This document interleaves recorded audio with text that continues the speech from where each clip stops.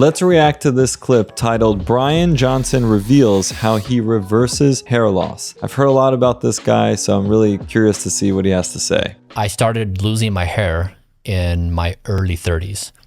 And it's really hard. Some men and women can start to lose their hair as early as their teenage years. And it could be extremely difficult because, that's time that we're still maturing as people, and, they can face a lot of ridicule at those earlier years, and they can get quite desperate looking for solutions. With my genetics, it's very, very hard for me to maintain hair. So I've had to work very hard at it. What is hair loss anyway? Why does our hair recede? I have to say, looking at his hairline, it looks quite solid. He's got strong anterior temporal points. He's got a very nice shape to his hairline. Kind of looks like a Norwood 1, maybe, to me. I don't really see his full scalp from this angle yet, but it doesn't look like there's a lot of see-throughness, and it looks fairly thick. So let's see what he has to say. What is hair loss anyway? Why does our hair recede? What's going on?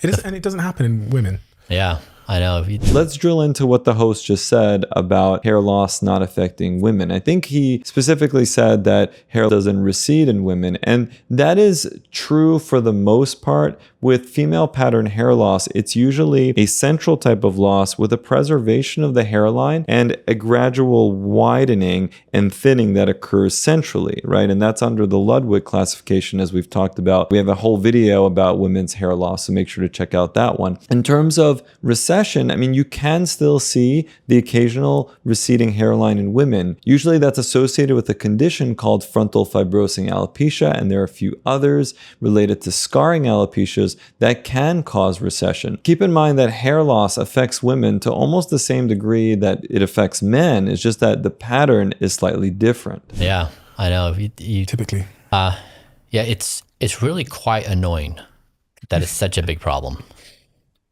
I wish I didn't have to pay attention to it as much as I do. It just requires constant attention. And that's a really good message too, in that when it comes to medical therapy for our hair, it's something that needs maintenance. It needs to be constantly done. Some things are done daily, such as say taking finasteride or minoxidil. Some things can be done every few months, like if you're going for PRP injections, for example. Or if you're doing a laser light cap, it might be that 3 to 6 times a week you're putting a cap on your head to try to stimulate hair growth. But it is something that no matter what type of medical therapy you're doing, you need to continue the upkeep, and that can be onerous. The technology is not that great yet. You're basically trying to slow the process. You're trying to improve follicle strength. You're trying to prevent future damage. As far as technology goes for the future of hair restoration, I had a wonderful chat recently with Dr. Rossman. So make sure to check out that podcast type video if you haven't watched it yet. It's not like something like a gene therapy where with 2 injections, your levels go up 3 or 4x the production of that critical biochemical in my body. It's not the case. There's technology people are working on for cloning. So you take a few of your follicles, you clone that, and you put them in. So basically like doing a hair transplant, but you're cloning. You're doing your own hair. Yeah, there's a clinical study in Japan that is apparently going to be underway in 2024. But yeah, we're still a bit early in that research, but we'll see what happens. We'll see how soon cloning becomes mainstream and widely available for people. I don't think it'll be in the next 5 years, but we'll see. As a man, being bald is a meaningful thing. Right? It's a significant psychological situation. So if you tick through the issues of like a man would really struggle with psychologically, being bald, not being able to have erections, those are like 2 of your top 5 things. Yeah, keep in mind that hair transplants are the most common plastic surgery type for men. Also, liposuction is fairly common as well, but other than liposuction, which is a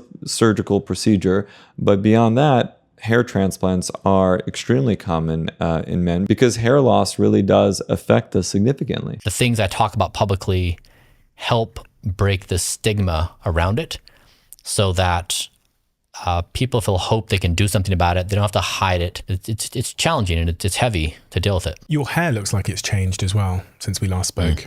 You look like you've got a fuller head of hair.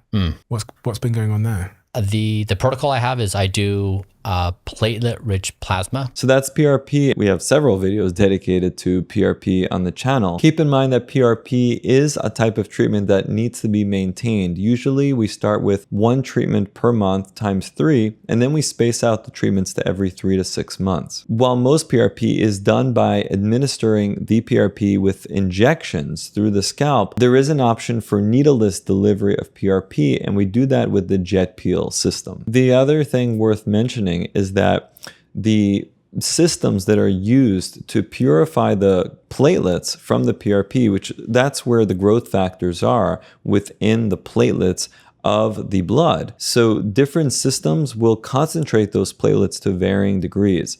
So we like to use the M-Site system because of a study in 2019 that showed that it concentrates to a much higher degree than many of the other systems available on the market. People go and they get PRP in places where these very cheap systems are being used, and they're not getting that same degree of concentration. So results from PRP treatments are not going to be the same no matter where you go. So it is dependent on the system used, and to a lesser degree, I believe, on the actual provider, the person who's actually administering the PRP. Add Asel and dutasteride. So it's a concoction of plasma, Asel, dutasteride. Some patients do ask for Asel to be added to their PRP. Asel is a company that makes products that maintain and support a healing environment through constructive remodeling. That's what their website says. And I did train with the use of Asel occasionally with PRP, but I have not seen conclusive data in literature to support Asel plus PRP being significantly better as far as results compared to PRP alone. Also, Asel being used in this way is an off-label type of application, and I personally choose to leave it out of my PRP. He also mentioned the use of dutasteride within the mixture of his PRP. Now, we know that dutasteride is the more potent cousin of finasteride, and it's unclear exactly at what frequency you should be putting injectable dutasteride into your scalp. We know that dutasteride is going to have a higher likelihood of preventing further loss of hair compared to finasteride, but we know that on the order of like pills and oral formulation of the medication, not so much its injectable form. So again, maybe he has a protocol that's working for him, but there isn't a widely accepted protocol for the use of injectable dutasteride. And also keep in mind that even though dutasteride we know is more potent than finasteride and it might work better for preventing hair loss, it also has double the side effect risk profile of finasteride. So if you have a, say, 2 to 3% risk of sexual side effects with finasteride, with dutasteride, it's going to be double that percent risk. None of these different additions to PRP alone are without their potential drawbacks. With Asel, you risk potential infections from this wound matrix that you're introducing. From dutasteride, you risk unwanted side effects from adding that to the PRP. And it's a total volume of between 13, 15 milliliters.